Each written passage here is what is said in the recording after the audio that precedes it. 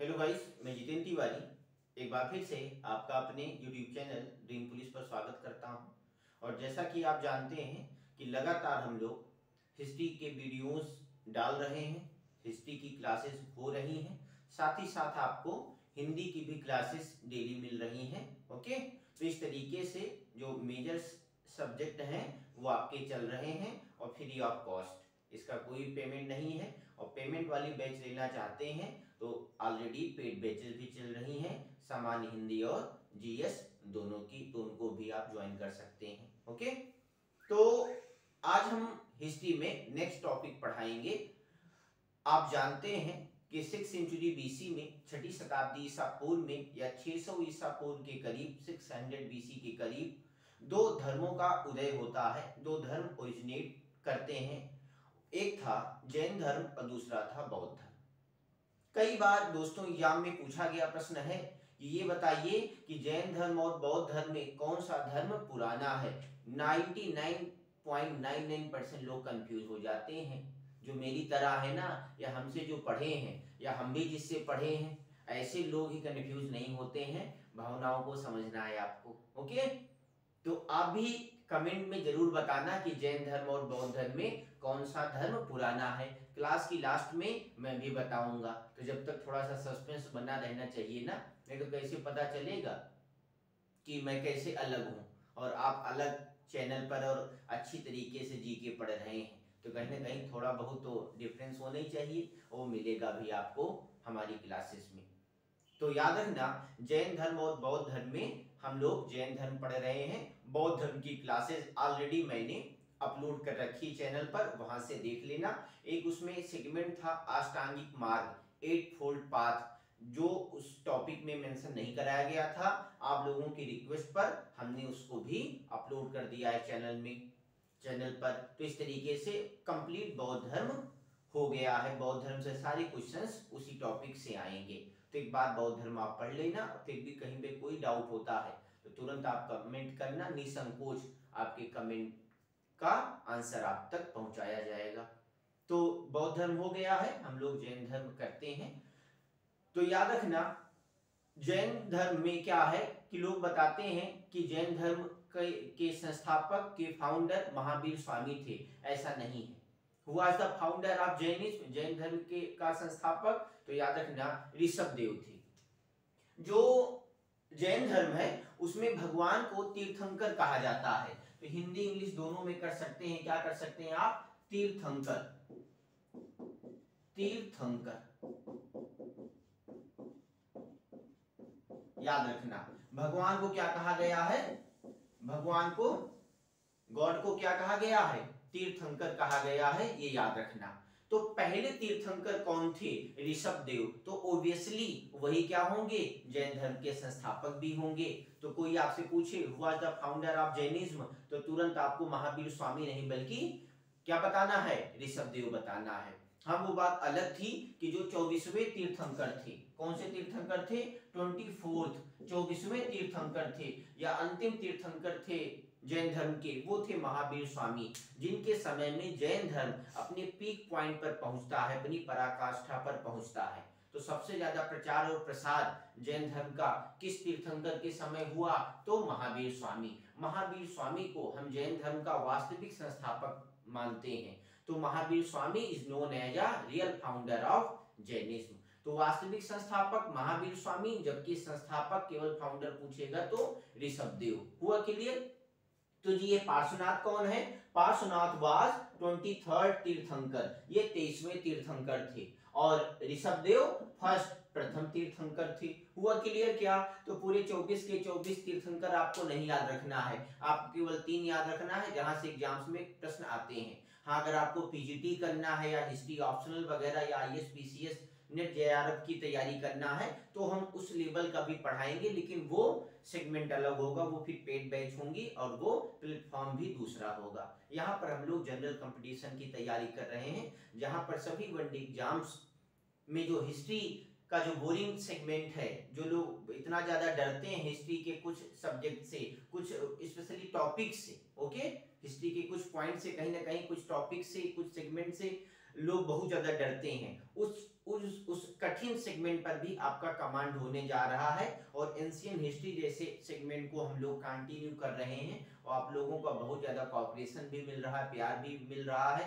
जो कहीं ना कहीं ये दिखाता है कि आप लोगों का इंटरेस्ट इतिहास में बन रहा है। बैकग्राउंड जो भी रहा हो आपका, लेकिन कहीं ना कहीं अब आपके लिए इतिहास हिस्ट्री क्या होगा, कमांड जोन में रहेगा, कमांड में हिस्ट्री आपकी रहेगी। ओके, तो याद रखना पहले तीर्थंकर ऋषभदेव, 23rd या सेकेंड लास्ट तीर्थंकर पार्श्वनाथ और अंतिम तीर्थंकर कौन थे या 24वें तीर्थंकर महावीर स्वामी। ऋषभदेव से संबंधित जो प्रतीक है, सिंबल है, वो सांड है, सांड बोले तो बुल। ओके, सांड। पार्श्वनाथ से संबंधित क्या है, याद रखना सर्प, स्नेक। इनसे संबंधित प्रतीक क्या है, सिंबल क्या है, तो सर्प। ये कई बार केवीएस और डीएसएसबी जैसे एग्जाम्स में पूछा जाता है, तो उनके लिए भी ये पॉइंट इंपॉर्टेंट होगा। तो याद रखना ऋषभदेव से संबंधित प्रतीक क्या है, सांड है, बुल है, स्नेक, सर्प किससे संबंधित है, तो जो 23वें तीर्थंकर है पार्श्वनाथ उनसे संबंधित है। और महावीर स्वामी से संबंधित क्या है, सिंह, लायन। क्या है, सिंह। ये बेटा याद रखना, इसको भूलना नहीं है। सिंह, लायन किससे संबंधित है, महावीर स्वामी से संबंधित प्रतीक है। और पार्श्वनाथ से सर्प, स्नेक, और याद रखना बुल या सांड किससे संबंधित है, ऋषभदेव से संबंधित है। ऐसे इंपॉर्टेंट पॉइंट बहुत पूछे जाते हैं, तो याद रखना। अब हम महावीर स्वामी के बारे में देखें तो महावीर स्वामी का जन्म 540 ईसा पूर्व में हुआ था। He got birth in 540 BC। ईसा पूर्व और ईस्वी में क्या डिफरेंस है, मैंने पहली दूसरी क्लास में आपको अच्छे से समझा रखा है, तो वहां से आप जाके वो ये कॉन्सेप्ट क्लियर कर सकते हैं अगर आपका क्लियर ना हुआ हो तो। ओके, और अगर आपने हमसे ऑफलाइन क्लासेस ली हैं तो कहीं ना कहीं आपको अच्छी तरीके से पता होगा मेजर डिफरेंस क्या होता है एडी और बीसी में। बीसी हमेशा डिक्रीजिंग ऑर्डर में चलती है, घटते क्रम में, जबकि एडी बढ़ते क्रम में चलता है, असेंडिंग ऑर्डर में चलता है। तो याद रखना महावीर स्वामी का जन्म कब हुआ था, 540 BC में हुआ था, 540 ईसा पूर्व में हुआ था। कहां हुआ था, तो ये भी पूछा गया प्रश्न है, कहां हुआ था, तो याद रखना इनका जन्म हुआ था कुंडग्राम में हुआ था, वैशाली में हुआ था। याद रहेगा कहां हुआ था इनका जन्म, या मैं थोड़ा सा इरेज कर देता हूं, मिटा देता हूं, और मिटाने के बाद आपको अच्छे से समझा देता हूं, बढ़िया से समझ में आ जाए। याद रखना इनका जन्म कहां हुआ था, तो तुरंत साथ साथ ना आप नोट करते चले जाएं ताकि किसी प्रकार का कोई कंफ्यूजन ना हो। महावीर स्वामी का जन्म कहां हुआ था, कुंडग्राम में हुआ था। कहां हुआ था, कुंडग्राम में हुआ था, कुंडग्राम में हुआ था। कहां, वैशाली में। कहां हुआ था, वैशाली, बिहार में हुआ था। ठीक ना, कब हुआ था, 540 BC। BC बोले तो ईसा पूर्व, 540 में इनका जन्म हुआ था। याद रखना है, भूलना नहीं है। महावीर स्वामी की मां का नाम त्रिशला था। क्या नाम था, त्रिशला था। तो हुआ Trishala, Trishala was mother of Mahavir Swami. Mahavir Swami के बचपन का नाम वर्धमान था। His childhood name was Vardhaman. क्या नाम था, डब्ल्यू कर ले, कोई दिक्कत नहीं, वर्धमान। इनके चाइल्डहुड बचपन का नाम वर्धमान था। महावीर स्वामी के बचपन का नाम वर्धमान था। इनकी मां का नाम त्रिशला था। जो त्रिशला थी, याद रखना, वो लिच्छवी नरेश चेतक या चेतक की सिस्टर थी, बहन थी। तो इस तरीके से कहीं ना कहीं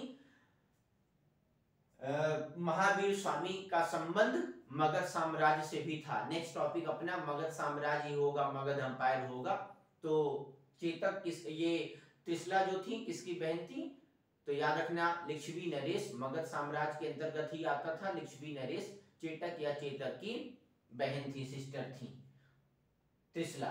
त्रिशला का विवाह किससे हुआ, तो महावीर स्वामी के फादर से हुआ, है ना। ब्लड रिलेशन पढ़ा होगा आपने, रक्त संबंध, तो समझ पा रहे होंगे भावनाओं को आप। Siddhartha, Siddhartha, who Siddhartha, Siddhartha is father, was father of Mahavir Swami. Siddhartha कौन है, तो वो ये त्रिशला के हस्बैंड हैं और वर्धमान या महावीर स्वामी के पिता हैं। ठीक, तो महावीर स्वामी का जन्म या वर्धमान का जन्म क्षत्रिय कुल में हुआ था। ठीक, कश्यप गोत्र था इनका, जैसे हम लोगों का भी गोत्र होता है ना, किसी का भरद्वाज, किसी का गर्ग गोत्र, किसी का सांडिल्य, ऐसे इनका गोत्र क्या था, तो याद रखना है इनका कश्यप गोत्र था और इनका जन्म क्षत्रिय कुल में हुआ था ज्ञात्री वंश में। तो ये थोड़ा डीप क्वेश्चन है, ज्ञात्री वंश, ज्ञात्री डायनेस्टी में इनका जन्म हुआ था। ज्ञात्री कुल के थे ये आपके सिद्धार्थ। इसके पिता हैं महावीर स्वामी के पिता हैं। महावीर स्वामी की वाइफ का नाम क्या था, यशोदा था। यशोदा, यशोदा क्या नाम था, ये नोट करते चले जाए साथ ही साथ, किसी प्रकार का कोई कंफ्यूजन मत रखना। जैसे कंफ्यूजन हो तुरंत पूछ लेना कि साहब ये कंफ्यूजन है, तुरंत आपके आंसर्स, आपके क्वेश्चंस के आंसर आप तक पहुंचेंगे। ओके, तो आप साथ ही साथ अपने डाउट पूछते चले जाना और नोट अच्छे से करते जाना, नोट्स जरूर बनाते जाना। एक ही बार अच्छा सा नोट्स बनाओ और हमेशा जब भी हमारा एग्जाम नजदीक हो तो बस हमें ज्यादा लेंदी ना पड़े, नोट्स गो थ्रू होना पड़े बस। तो मेन जो रेडीमेड टाइप के क्वेश्चंस हैं वही मैं एग्जाम्स के पॉइंट ऑफ व्यू से करवाता हूं, और जो लेंदी क्वेश्चंस हैं जो एग्जाम का कहीं ना कहीं उनका कोई संबंध नहीं एग्जाम से, वो क्वेश्चन मैं छोड़ ही देता हूं। ओके, तो याद रखना, क्या याद रखना, इनकी महावीर स्वामी की वाइफ का नाम क्या था, यशोदा था। यशोदा, यशोदा। ठीक, इनकी लड़की का नाम, महावीर स्वामी की लड़की का नाम प्रियदर्शना था। प्रियदर्शना, कहीं कहीं प्रियदर्शनी भी मिलती है तो कोई दिक्कत नहीं, प्रिय दर्शना था। ओके, प्रियदर्शना याद रखना है, भूलना नहीं है। क्या था, प्रियदर्शनी भी कहीं कहीं मिलता है, आप प्रियदर्शना ही ज्यादा लिखें क्योंकि प्रियदर्शना ही ज्यादा एग्जाम में पूछा गया ऑप्शन में रहता है। प्रियदर्शना या जो प्रियदर्शनी किसकी लड़की है, महावीर स्वामी की लड़की है। अब महावीर स्वामी के दामाद का भी नाम याद रखना है। प्रियदर्शना की शादी किससे हुई थी, जामिल से हुई थी। कई कई किताबों में जामाली भी मिलता है, तो जामिल ज्यादा इंपॉर्टेंट है, यही याद रखना है। Jamil, Jamil was the son in law of Mahavir Swami. Mahavir Swami के दामाद का नाम जामिल है। सबसे पहला उपदेश महावीर स्वामी ने अपने दामाद जामिल को ही दिया था, ये एग्जाम में आया हुआ प्रश्न है। महावीर स्वामी के शिष्यों को कई सारे गणों में विभाजित किया गया था, तो his disciple were divided in गण। गणों में इनके शिष्य विभाजित थे, कुल 11 गणों में इनके शिष्यों का विभाजन हुआ था। और महावीर स्वामी के मरने के बाद जो कहीं ना कहीं इनके शिक्षा, इनकी नीतियों को का प्रचार प्रसार कंटिन्यू रखता है, या इनका जो उत्तराधिकारी बना या इनका जो मुख्य उपदेशक बना, ये सुधर्मा, ये भी पूछा गया प्रश्न है। तो सुधर्मा का कोई रिलेशन इनसे नहीं है, लेकिन याद रखना है कोई सुधर्मा। सुधर्मा कौन है, तो ये इनका प्रिय शिष्य है सुधर्मा। जैसे बौद्ध धर्म में आपने पढ़ा था ना, आनंद, आनंद was favourite disciple of Mahatma Buddha, ऐसे इनका प्रिय शिष्य कौन था, सुधर्मा। तो इनके कई शिष्य थे जो 11 गणों में विभाजित थे। तो महावीर स्वामी के मरने के बाद जो इनका एकमात्र शिष्य बचा था, वो शिष्य कौन था, सुधर्मा, जो इनके उपदेशों, इनका मुख्य उपदेशक रहा बाद में, और उसने इनकी शिक्षाओं का प्रचार प्रसार कंटिन्यू रखा, जारी रखा। तो ये याद रखना है, सुधर्मा कौन है, इनका शिष्य है। जामिल कौन है, दामाद है। प्रियदर्शना या प्रियदर्शनी इनकी लड़की है। वाइफ कौन है, यशोदा है ना, यशोदा है। और माता पिता का नाम आपने नोट कर ही लिया। तो महावीर स्वामी ने 30 वर्ष की उम्र में, याद रखना, इन द एज ऑफ 30 साल की उम्र में इन्होंने अपना घर त्याग दिया। इन्होंने अपने बड़े भाई नंदीवर्धन को सब कुछ हैंड ओवर कर दिया। ठीक, तो ऐसा नहीं कि महात्मा बुद्ध की तरह अनजाने में चले गए। महावीर स्वामी ने अपने भाई नंदीवर्धन को इन्फॉर्म करके ये घर छोड़ते हैं। भाई का नाम नंदीवर्धन, ठीक, इनका नाम वर्धमान और इनके भाई का नाम नंदीवर्धन। तो नंदीवर्धन को इन्फॉर्म करके ये जंगलों में चले जाते हैं। 12 साल तक महावीर स्वामी कठोर तपस्या करते हैं और 12 साल बाद इनको ज्ञान की प्राप्ति हुई है। तो जो ज्ञान की प्राप्ति हुई उसके लिए जैन धर्म में जो टर्मिनोलॉजी यूज करी गई है, जो शब्दावली प्रयोग की गई है, वो क्या है, कैवल्य की प्राप्ति। तो इनको कैवल्य की प्राप्ति कब हुई, ज्ञान की प्राप्ति कब हुई, 42 साल की उम्र में हुई, इन द एज ऑफ 43। और फिर ये क्या कहलाए महावीर स्वामी, जिन कहलाए या फिर अरहत कहलाए, मतलब अब ये बंधन मुक्त हो गए, किसी भी प्रकार के किसी भी बंधन में अब ये बंधे नहीं बल्कि बंधन मुक्त हो गए। ओके, याद रखना। तो ज्ञान के बाद ये क्या कहलाए, जिन या अरहत कहलाए। और जिस शब्दावली या टर्मिनोलॉजी का यूज किया जाता है जैन धर्म में ज्ञान के लिए वो क्या है, कैवल्य। ओके, जबकि बौद्ध धर्म में इनलाइटमेंट शब्द यूज किया गया है ना, बोधिसत्व। तो ये डिफरेंस आपको समझते जाना है। महावीर स्वामी को 42 साल की उम्र में ज्ञान की प्राप्ति हुई। कौन से गांव में हुई, बिहार में जंबिक ग्राम में हुई, जंबिक ग्राम में हुई, याद रखना है, जंबिक ग्राम में हुई। और रिजुपालिका नदी के किनारे हुई, रिजुपालिका नदी के किनारे हुई और साल वृक्ष के नीचे हुई। ओके, ट्री का नाम साल ट्री और नदी का नाम रिजुपालिका नदी है और गांव का नाम जंबिक ग्राम। ओके, तो he got Kaivalya near रिजुपालिका river under साल ट्री, नियर या इन व्हिच विलेज, तो याद रखना एट व्हिच विलेज, तो जंबिक ग्राम, बिहार में इनको ज्ञान की प्राप्ति होती है। इन्होंने अपना उपदेश कौन सी भाषा में दिया, कौन सी लैंग्वेज में दिया, ये भी पूछा गया है। तो याद रखना प्राकृत लैंग्वेज या अर्धमगधी, कई बार एग्जाम में पूछा गया है, प्राकृत ऑप्शन में नहीं रहता तो अर्धमगधी रहेगा, है ना।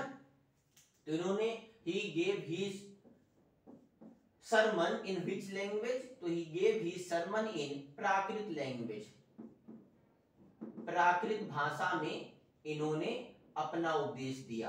प्राकृत नहीं रहेगा तो क्या रहेगा, अर्ध मगधी, मगध ना मगधी, अर्ध मगधी, हाफ मगधी है ना, तो अर्ध मगधी या फिर प्राकृत भाषा में इन्होंने अपने उपदेश दिए, ये याद रखना है, भूलना नहीं है। महावीर स्वामी ने एक्चुअली आप जानते होंगे कहीं न कहीं जैन धर्म या बौद्ध धर्म दोनों की उत्पत्ति हिंदू धर्म या सनातन धर्म के खिलाफ ही हुई थी, उसके पैरेलल या समानांतर हुई थी। जो बुराइयां थी हिंदू धर्म या सनातन धर्म में, उसी के खिलाफ ये दोनों धर्म आवाज उठाते हैं। तो जैन धर्म को पराकाष्ठा तक ले जाते हैं महावीर स्वामी। 72 साल की उम्र में इनकी मृत्यु हो जाती है। कहाँ, तो पावापुरी राजगीर बिहार में, याद रखना। तो he died in the age of 72। 540 BC में इनका जन्म हुआ था और ये मरण कब हुआ, मरे बेचारे कब, तो याद रखना 468 BC, 468 ईसा पूर्व में महावीर स्वामी की मृत्यु हो जाती, कितनी उम्र में, 72 साल की उम्र में। ये भी याद रखना है। कहाँ हुई, तो पावापुरी राजगीर बिहार में हुई। ठीक, महावीर स्वामी ने पुनर्जन्म, एक्चुअली पुनर्जन्म रीबर्थ को नहीं मानता बौद्ध धर्म, लेकिन महावीर स्वामी या जैन धर्म पुनर्जन्म को मानता है, रीबर्थ को मानता है। ठीक, ये वर्ण व्यवस्था का जितना बौद्ध धर्म खिलाफत करता है, वर्ग विभाजन जो हुआ था ब्राह्मण क्षत्रिय वैश्य शूद्र के आधार पर, उतना खिलाफत जैन धर्म नहीं करता है, ये भी याद रखना। कर्मवाद को भी मानता है कौन, जैन धर्म। ठीक, कि अच्छे काम करेंगे तो अच्छे नतीजे आएंगे। ओके, आप जानते होंगे जो 23 तीर्थंकर थे महावीर स्वामी से पहले 4 महाव्रत थे। सत्य मतलब अमीषा, झूठ ना बोलना, सत्य को अमीषा भी कहा गया है। ठीक, सत्य या फिर अमीषा, झूठ ना बोलना, सत्य या फिर अमीषा, फिर अहिंसा, अपरिग्रह, अपरिग्रह मतलब धन इकट्ठा ना करना, सत्य या अमीषा मतलब झूठ ना बोलना, सत्य बोलना। ठीक, सत्य, अहिंसा, हिंसा ना करना, वायलेंस ना करना। सबसे ज्यादा अहिंसक कोई होता है तो आपको पता होगा, पंडितों से भी ज्यादा बड़े अहिंसक कौन होते हैं, महावीर स्वामी के जो अनुयायी रहे जैन धर्म के लोग वो होते हैं। मैं पंडित हूं इसलिए समझ सकता हूं, तो जो लोग पंडित होंगे ज्यादा गिल्टी महसूस नहीं करेंगे। ओके, तो मीट मांस वगैरह भी बहुत सारे पंडित लोग यूज करने लगे, लेकिन जैन धर्म में अभी भी ये बहुत कम रेशियो है। तो याद रखना है, जैन धर्म क्या है, अहिंसा पर विशेष बल देता है। तो सत्य या अहिंसा, अहिंसा, अस्ते, अस्ते मतलब चोरी ना करना, ओके, अपरिग्रह धन इकट्ठा ना करना, ठीक। लेकिन आजकल बाबाओं के पास सबसे ज्यादा धन होता है, आप जानते होंगे, बड़ी बड़ी पिक्चर्स मूवीज आती थी बाबा के ऊपर, अब फिर से आने लगी बाबा के ऊपर, ओके। तो याद रखना, तो अपरिग्रह धन के खिलाफ, मतलब जो जैन धर्म है ये धन इकट्ठा ना करने की बात करता है, या उतना ही धन इकट्ठा करो जिससे परिवार सरवाइव कर पाए, बस, ठीक। तो सत्य, अहिंसा, अस्ते, अपरिग्रह, ये 4 महाव्रत थे। 5वां महाव्रत ब्रह्मचर्य किसने जोड़ा, महावीर स्वामी ने जोड़ा। ये पूछा गया प्रश्न है, हु एडेड ब्रह्मचर्य इन जैनिज्म, तो तुरंत आंसर क्या होगा, महावीर स्वामी। ये भी पूछा गया प्रश्न है, ठीक ना। तो 5 महाव्रत हो गए, तो नोट करना है ये आपको। आगम, आगम क्या है, जैन धर्म की धार्मिक किताब का नाम है आगम। तो आगम is a religious book of Jainism, ये भी याद रखना है। आगम क्या है, जैन धर्म की धार्मिक किताब है, ओके। आगम, AAGAM, आगम क्या है, जैन धर्म की धार्मिक किताब है, भूलना नहीं है, आपको याद रखना है। अब मैं आपको आगे बता दूं तो आप एक सिद्धांत जानते होंगे, अनेकांतवाद या फिर स्यादवाद।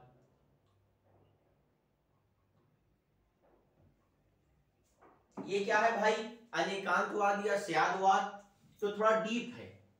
ये लोग टीजीटी वगैरह करते होंगे ना, टीजीटी की तैयारी, स्यादवाद या फिर अनेकांतवाद, अनेकांतवाद, या फिर स्टेट पीसीएस या यूपीएससी वगैरह की तैयारी करते होंगे, नेट जेआरएफ, उनके लिए इंपॉर्टेंट है। तो बचपन में, चाइल्डहुड में आपने कहीं ना कहीं एक स्टोरी पढ़ी होगी, एक किताब, एक कहानी पढ़ी होगी कि एक हाथी है, हाथी है, और वो हाथी किनको दिख जाती है, अंधे लोगों को दिख जाती है। याद रखना, किनको दिख गई, अंधे लोगों को दिख गई। 4 अंधे आ गए, एक ने हाथी का पैर पकड़ा, ओके भाई, विशालकाय जानवर है, सबसे बड़ा स्थलीय जानवर होता है हाथी, जानते होंगे आप। तो हाथी का पैर उस अंधे को दिखा, तो उसने कहा भाई हाथी तो खंभे के समान है। हुआ क्लियर, याद रखना, क्या कहा उस अंधे ने, उस सूर ने, हाथी के पैरों को छूकर, उनको टच करके, कि ये हाथी कैसी होती है, हाथी तो खंभे के समान होती है। एक अंधे को क्या लगा, हाथी का सूंड लगा, हाथी के सूंड को उसने स्पर्श किया। उस अंधे ने क्या कहा, ना भाई तुम्हारा गलत है, हाथी खंभे के समान नहीं बल्कि हाथी तो रस्सी के समान है। एक अंधा था, उसको हाथी की पूंछ लग गई कि जी ये बताओ, तो कहा उसने, हाथ क्या कहा, हाथी तो झाड़ू के समान है। क्या है, हाथी झाड़ू के समान है। याद रहेगा, एक आदमी जो एक अंधा था, उसने हाथी का पेट स्पर्श किया, उसने क्या कहा, हाथी तो दीवार के समान है। समझ पा रहे हैं आप, चारों अंधों ने हाथी को अपनी अपनी आइडियोलॉजी के हिसाब से, अपनी मेंटलिटी के हिसाब से, अपनी विचारधारा के हिसाब से, अपने माइंड के हिसाब से एक्सप्लेन किया, एलिब्रेट किया कि ना जी हाथी की ये एक्सप्लेनेशन होती है, ऐसे होती हाथी। तो कहीं ना कहीं चारों अंधे सही हैं, लेकिन कहीं ना कहीं चारों अंधे मिलकर हाथी को एक्सप्लेन कर पा रहे हैं, इंडिविजुअल अंधा हाथी को एक्सप्लेन नहीं कर पा रहा है। ये क्या है, अनेकांतवाद है। ये क्या है, सेठवाद है, कि मतलब जो दार्शनिक है, हुआ क्लियर, सबके विचार अच्छे हैं, लेकिन कोई एक दार्शनिक कह दे कि नहीं हमारे विचार बेस्ट है और सबके एकदम निकृष्ट हैं, तो मेरा आइडियोलॉजी, मेरा सिद्धांत, थ्योरी बेस्ट है, प्राइमरी है, सबकी सेकेंडरी है, तो ऐसा नहीं हो सकता ना, ऐसा ही है। हुआ क्लियर, तो क्या है, याद रखना, इनमें कहीं ना कहीं एक दार्शनिक विचार है जैन धर्म में, स्यादवाद, अनेकांतवाद, जो कई टाइप में बटा है। ओके, इसको कुछ और तरह भी परिभाषित किया जाता है उदाहरण के अनुसार, जैसे है नहीं भी है भी और नहीं भी है, नहीं है लेकिन कम दिखता है भी लेकिन नहीं कभी कभी नहीं दिखता है। Okay clear. तो ऐसे कई इसके उदाहरण हैं, उसको हम डिटेल में पीजीटी या फिर कभी नेट जेआरएफ वगैरह की क्लास लेंगे तब समझाएंगे। तो अभी बस इतना समझिए कि स्यादवाद या अनेकांतवाद जैन धर्म का एक सिद्धांत है। जो मैंने हाथी वाली कहानी बताई ना, बहुत प्रैक्टिकल और आसान वे में समझ सकते हैं आप अनेकांतवाद या स्यादवाद को, दोनों एक ही है। ठीक। और फिर अगर हम ज्यादा डीपली समझें तो थोड़ा सा और दिमाग लगाना पड़ेगा। ठीक। जैसे आपने सुना होगा फिलॉसफी या दर्शन शास्त्र में कहावत है, कहा जाता है कि जहां जहां धुआं है वहां वहां आग है, लेकिन जहां आग है वहां धुआं है नहीं है, ये क्लियर नहीं कहा जा सकता। मतलब बिना आग के एक्सिस्टेंस के, बिना आग के अस्तित्व के धुआं हो ही नहीं सकता है। हुआ क्लियर। तो धुआं कहां होगा, जहां हल्का भी आग होगा ना तो वहां पक्का धुआं होगा। ठीक ना। लेकिन जहां आग हो, तेज तेज लपटें उठ रही हो, वहां धुआं आपको नहीं दिखेगा। धुआं एक्चुअली प्राइमरी स्टेज में होता है, जब ना इनिशियल स्टेज हो, आग उत्पन्न हो रही हो, वो अपने इनिशियल स्टेज में हो तब। ठीक। तो स्यादवाद या अनेकांतवाद किसका सिद्धांत था, तो याद रखना भाई ये जैन धर्म का सिद्धांत है। जैसे बौद्ध धर्म में त्रिरत्न है ना, बुद्धम शरणम गच्छामि, धम्मम शरणम गच्छामि, संघम शरणम गच्छामि, ऐसे जैन धर्म में भी तीर्थंकर है, सॉरी त्रिरत्न है। जैसे बौद्ध धर्म में त्रिरत्न है, त्रिरत्न, ऐसे जैन धर्म में भी त्रिरत्न है। क्या क्या है जैन धर्म में त्रिरत्न, सम्यक ज्ञान, सम्यक मतलब राइट या कंप्लीट, सम्यक ज्ञान, सम्यक दर्शन और सम्यक चरित्र, ये क्या है जैन धर्म के त्रिरत्न है।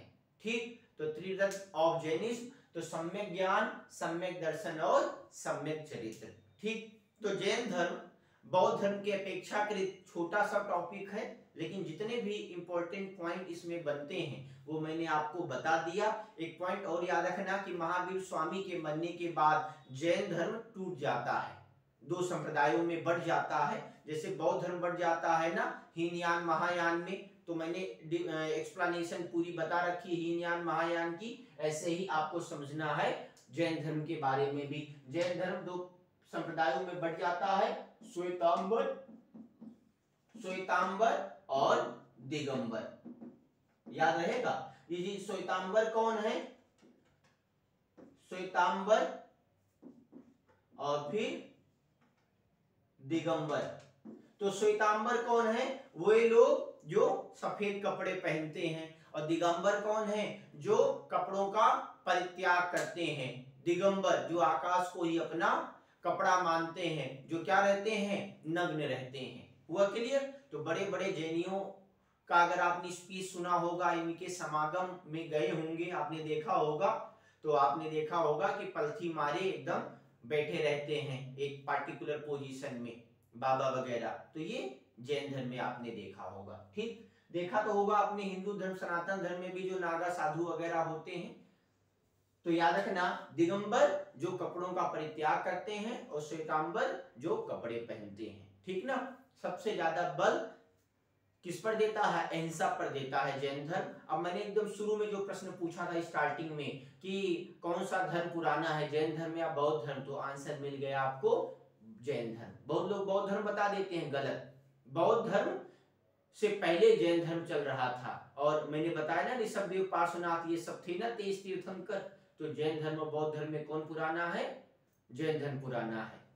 जैन धर्म और बौद्ध धर्म दोनों की उत्पत्ति सनातन धर्म या हिंदू धर्म के पैरेलल समानांतर हुई थी। और फिर क्या हुआ, जो बुराइयां थी जैन धर्म या जो बुराइयां थी हिंदू धर्म या सनातन धर्म में, उन्होंने अपनी सुधारी बुराइयां, जिसके कारण सनातन धर्म फिर से अपने पीक पॉइंट पर पहुंच जाता है, चरम सीमा में पहुंच जाता है, अपनी पराकाष्ठा पर पहुंच जाता है। लेकिन महावीर स्वामी और महात्मा बुद्ध के बाद जैन धर्म और बौद्ध धर्म दोनों का डाउनफॉल स्टार्ट हो जाता है। दोनों धर्म कहीं ना कहीं अपनी जो विशेषता थी, उनके जो सिद्धांत थे, जो कहीं ना कहीं उनकी काबिलियत थी, जो अच्छाइयाँ थी, कहीं ना कहीं उसके फॉलोअर्स उस हिसाब से उसको जज नहीं कर पाए या वो फॉलोअर्स अपने नहीं बढ़ा पाए, और फिर सनातन धर्म या हिंदू धर्म के पैरेलल जो जैन धर्म बौद्ध धर्म आता है, ये जैन धर्म बौद्ध धर्म बहुत सीमित क्षेत्रों में ही सिमट कर रह गया और हिंदू धर्म तेजी से फिर से फलने फूलने लगा। वो लोग जो कहीं ना कहीं महावीर स्वामी और महात्मा बुद्ध के प्रभाव में आकर जैन धर्म और बौद्ध धर्म ज्वाइन कर लेते हैं, उनको फिर से हिंदू धर्म और सनातन धर्म या हिंदू धर्म में लाया जाने लगा। उनके लिए शुद्धिकरण आंदोलन चलाया जाता है आदि शंकराचार्य के द्वारा, और बड़े पैमाने पर जैन और बौद्ध लोग दोबारा से हिंदू बन जाते हैं, है ना।